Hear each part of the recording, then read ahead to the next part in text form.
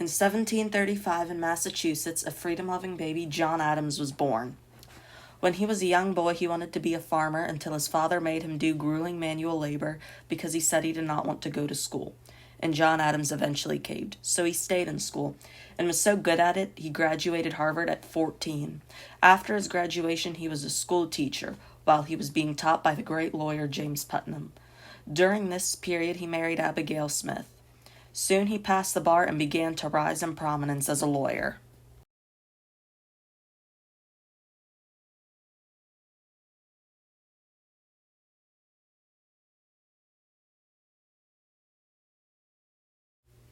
John Adams' cousin, Sam, at this point started the Sons of Liberty, a group that spoke out against the new taxes levied by the British. Because of these rising tensions, England sent soldiers to enforce the taxes. On March 5th, a wigmaker accused a soldier of not paying for his wig. Soon tensions rose until Private White was surrounded by a mob of Bostonians.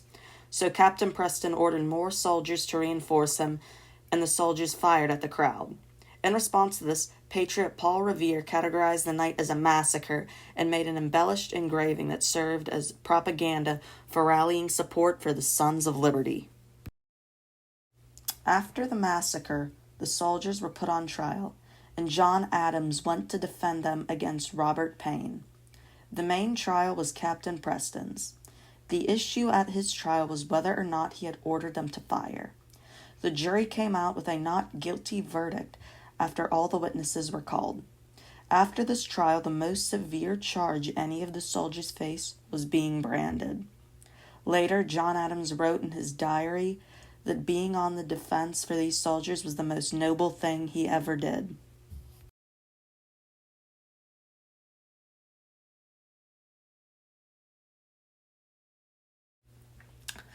When the delegates for the Continental Congress were being selected, John Adams was put forth and selected along with his cousin Samuel. At the Congress, most people were against independence because all the problems Massachusetts was being faced with were not uniform with the other colonies, and many hoped to repair their relations with England even after Lexington and Concord. So John Adams played an important role in convincing the delegates to declare independence. So along with Thomas Jefferson, Roger Sherman, Robert Livingston, and Ben Franklin, he drafted the Declaration of Independence. And when it was time to choose a commander, none other than George Washington, who was nominated by Adams, was chosen to lead the Continental Army. After he was chosen, George Washington got his ass kicked in New York, so John Adams was sent to negotiate peace after the defeat at the Battle of Long Island.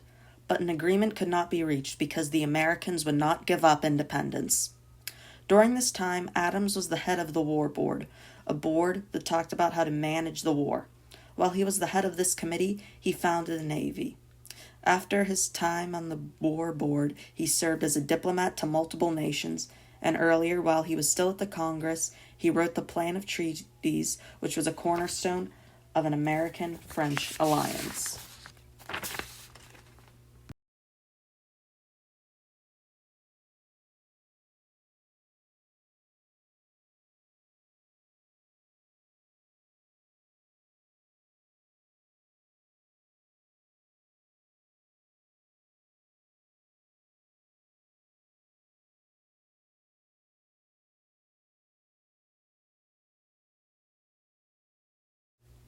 After the Constitutional Convention, which Adams did not attend, Adams ran for president and won the vice presidency.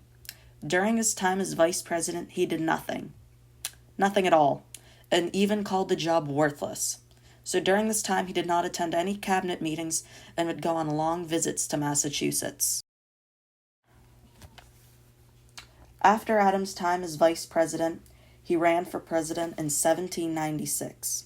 This election would prove to be one of the most contested in American history, second only to the following election in 1800. This election was the first where George Washington was not a candidate and a clear winner. The main candidates were John Adams as the Federalist Party and Thomas Jefferson as the Democratic-Republican candidate, or as they were called back then, just the Republicans. The election was just both candidates launching a series of insults against each other. An essayist by the pseudonym Pacifico called Jefferson a coward who ran away from the British when they marched on Virginia. In response to this, Jefferson called John Adams a wannabe monarch who was extremely overweight. He even called him his rotundancy. All the while, Alexander Hamilton tried to get electors to cast their vote for Federalist Charles Pinckney, so he would be president and Adams vice president. But, in the end, John Adams won the election against Thomas Jefferson. When John Adams was first elected president, he wanted to keep the peace with France, because after the Jay Treaty, relations with the French started to deteriorate, and they even began to raid American shipping.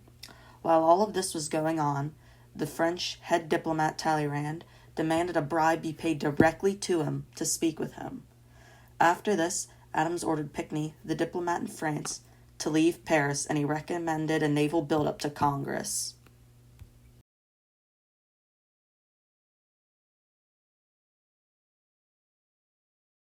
Adams then regrouped and sent Pinckney, Elbridge Gerry, and John Marshall to Paris to speak with Talleyrand. This, however, met the same result, and Talleyrand sent 3 of his lackeys to speak to them, and he himself refused to speak to the American diplomats. The affair was referred to as the XYZ affair because John Adams referred to the French diplomats as XYZ. When Marshall, Gerry, and Pinckney returned, a 2-year-long quasi-war broke out and stayed in the seas. Eventually, by the end of Adams's term, a peace deal was reached. Because of the quasi-war, Congress passed and Adams signed the Alien and Sedition Acts. These were a series of 4 laws that took away immigrants' and citizens' freedom of speech. The first of the 4 acts was the Naturalization Act. This increased how long it was till an immigrant could apply for citizenship. This also took votes away from Jefferson, who was popular with French immigrants. The second of the 4 acts was the Alien Friends Act. This allowed the president to deport any non-citizen he believed was a threat. The third act was the Alien Enemies Act, that stated that non-citizens could be deported if they were from enemy nations. The fourth act was the Sedition Act, which said that you cannot print anything false, scandalous, or bad about the government. Because of these acts, Adams was widely criticized for wanting to be a monarch. In a South Carolina court, there was a man who claimed to be an American citizen who said his name was Jonathan Robbins.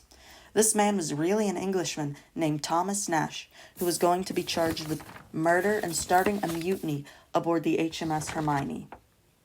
Hearing this, John Adams gave Nash up to the English. Congress soon became furious with this, saying that he was interrupting the judicial process and was against the separation of powers. John Marshall then took up Adams's defense and invoked Article 27 of the Jay Treaty as the reason Adams had given up Nash. The 27th article stated, quote, "It is further agreed that His Majesty and the United States, on mutual requisitions by them respectively, or by their respective ministers or officers authorized to make the same, will deliver up to justice all persons who, being charged with murder or forgery committed within the jurisdiction of either, shall seek an asylum within any of the countries of the other." This means that because Nash was up for the murder, the U.S. had to give him up. To counter this, Congress stated that Marshall believed that the president had full authority in making foreign policy. Defending himself, Marshall said that he did not believe the president had full authority in making foreign policy, but he had full authority in executing it because of Article 2, Section 3 of the Constitution that said the president had to faithfully execute the laws. And because the Jay Treaty had been passed by Congress, Adams had to hand over Nash to faithfully execute the laws. Adams soon noticed Marshall's ability and put him on the Supreme Court, and he would soon become one of the most influential Supreme Court justices.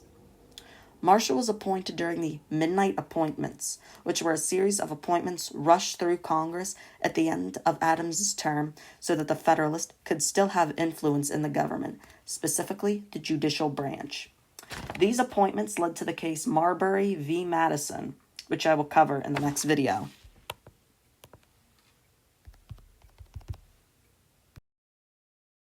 After Adams's defeat in the 1800 election, which I will cover in the next video, he went back to Massachusetts where he rekindled his friendship with Thomas Jefferson. On July 4th, both Jefferson and Adams died on the 50th anniversary of the Declaration of Independence, which they wrote together. Adams's last words were Jefferson survives. He said not knowing Jefferson had died just hours before him. Now I'm going to give Adams a grade.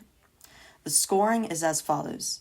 S is the best, then A, then B, then C, then D, then F. Now I'm first going to rank Washington because I did not rank him in my last video. I believe Washington was one of the few presidents who rank as an S. He ranks so high because he set many presidential precedents and kept America out of France's wars. Now Adams, in my opinion, is a D. The Alien and Sedition Acts were an attack on free speech, and his diplomatic failure with France, though not entirely his fault, could have been handled better. His presidency is the reason the Federalists never had another president, and they lost control of the government to the Republicans, or as we call them today, the Democratic Republicans.